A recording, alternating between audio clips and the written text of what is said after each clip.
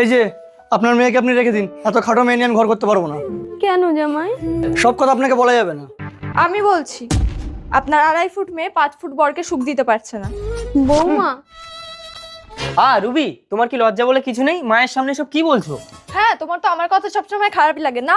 এবার তোমার ওই নাটি বোন ভাতার ছেড়ে এসেছে, বা তোমার ঘাড়ে বসে বসে খাবে। বৌদি, আমি বসে বসে খাবো না, আমি তোমার সংসারে সব কাজ করে দেবো। বলি, একটা সংসারের কাজ কতজন করবে? তোমার মাকেই তাই কাজ দিতে পারছি না, বসে বসে খাচ্ছে। বৌমা, আমার তো পায়ের অবস্থা ভালো না, আমি তো আর কাজ করতে পারবো না। দেখেছো তোমার মা ঘোড়া দেখে খোড়া হয়েছে? রুবি, কি? তুমি আমার গায়ে হাত তুলতে চাইছিলে? তুমি জানো আমার দাদা কত বড় নেতা? দাঁড়াও, আমি দাদাকে ফোন করছি। হ্যালো দাদা, তুমি কোথায় আছো? একটু আসো না, এখানে দেখো আমাকে এরা টর্চার করছে, মারছে। দেখ এবার তোদের সবকটা কি কি করবে। মা, আমার জন্য দাদার সংসারে অশান্তি হচ্ছে, আমি যেদিকে খুশি চলে যাচ্ছি।